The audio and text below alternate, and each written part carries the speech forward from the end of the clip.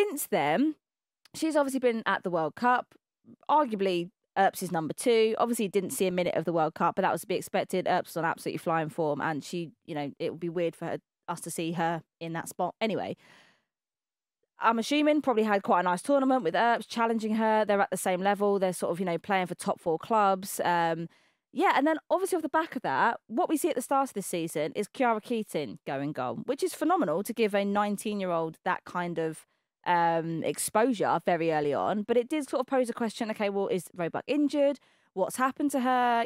What's going on? She wasn't even making the team sheet. It's that. So out of the 8 games that we've seen so far, so I worked out that, so there's been 10 games in total, including the Conti Cup fixtures.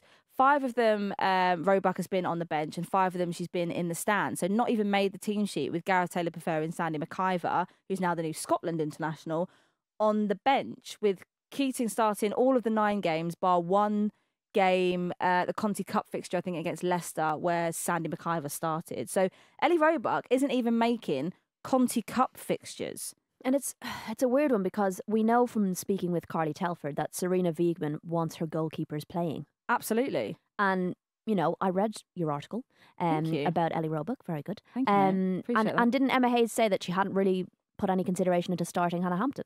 Yeah.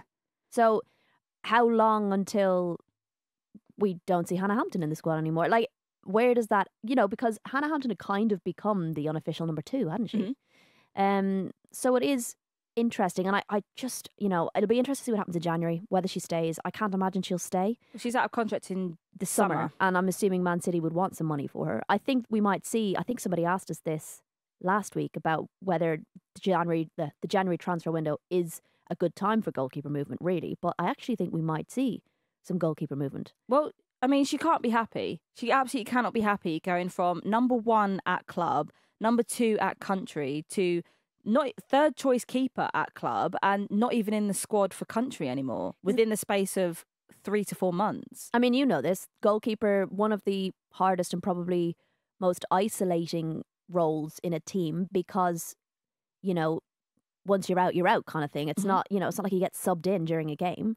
So that in itself is tough enough. But to then not even be making the squad, to then fall out of England, mentally you have to be really tough in these situations, I imagine. Well, I think it's difficult, because I think there must be something happening, obviously, between Taylor and Roebuck. I don't know what conversations are happening. Could be contract conversations. Potentially, when Taylor was asked in the sort of press conference, he was basically saying they're having conversations with her, supporting her throughout this sort of difficult period for her. But at the same time, there doesn't seem to be any clear narrative as to why this sudden, sharp, significant drop in, where she was heading. I mean, Ellie Roebuck is only 24, but the experience that she has, I thought she was older, is incredible. Yeah. She's been in FA Cup finals. She's been at World Cup. She's played 4 times for Team GB. And now Serena, I can understand there being a club conflict and her not starting and maybe being second for Chiara Keating, if he wants to give Chiara Keating, who in her own right is a fantastic goalkeeper who needs experience and is improving week on week.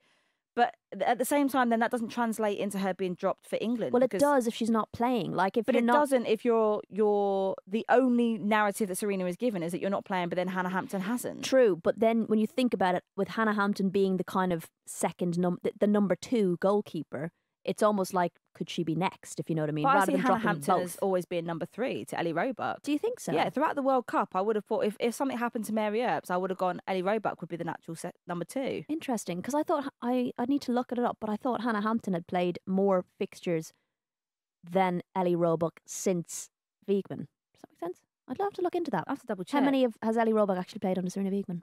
I'll have to have a look. Yeah. I think Hannah only has 2 caps. But naturally, I would have. You've got a goalkeeper who's playing at Man City. Yeah. That, to me, who has played in the Olympics, who has been to the World Cup, and I thought, my assumption was that she would be number 2, to absolutely Yeah. Because when you think about the importance of that experience in a squad, and how important, being in camp has been and stuff like that, how important that is. Yeah, it's a very unusual one. It's a shame we have so little. But saying that, so for example, something happens to Mary Earps in the lead up to this game on Friday, the lead up to the game on Tuesday. Is it Tuesday? Yeah. Yeah. Who do you put in? Well, that is the question now. Do you put in Kiara Keaton, who started pretty much all of Man City's games and had a incredible start to the season, or do you put in Hannah Hampton, who hasn't seen a single WSL minute this year and probably has more England experience than Kiara Keaton has, who has never had a senior cap? It's such an interesting one. But why would Serena put herself in that situation? You've got Mary Earps as your number one. Take a medium-level goalkeeper like Ellie Roebuck, and then you have an absolute youngster like Hannah Hampton and a goalkeeper who's had that experience in. That's what I don't get. Yeah. And is someone like Kiara Keaton and Hannah Hampton going to challenge Mary Earps in the camps in the training sessions as much as one of these youngsters is? Like, does Mary Earps really think that Kiara Keaton and Hannah Hampton are in contention for for her shirt? No. Well, I don't get it. I don't get it. And like, as we said, I don't like it, hun. We're kind of wrapping it into our international chat, but they're big games. They're big bloody games. And I think, some players, people are arguing that some players should be in the squad and aren't in the squad. And I appreciate that, like, we all want players who are playing well to be picked for England, but there is that element of experience and trust and a manager knowing a player and knowing they can do a job and they come off a bench. And that's what makes it interesting about the goalkeeper situation, is how much trust you have in a player. So I don't know. We don't see what goes on in training. We don't know the conversations they're having. Just to put this further context in this, though, Roebuck was at the October England camp 3 weeks ago. Yeah. I don't understand. So Chloe's raging, guys. She's raging. I am absolutely raging at the lack of information that is being given about this quite horrible situation for Roebuck, who seems to have done absolutely nothing wrong. Even when the issues were happening with Hannah Hampton, at least there was some narrative around it, being maybe an attitude problem, her to mature, to maybe come back, and sort of she's done that now. But there's not even kind of anything being given about this. So I just feel quite aggrieved, actually. Yeah. And I'm thinking, do you know what? There could be another Manchester opening happening in the January transfer window. If wink, wink. Nudge, nudge. Nudge, nudge. If Mary Earps is doing a runner, yeah, that could be. That's what I mean. There could be multiple goalkeeper movements. Yeah.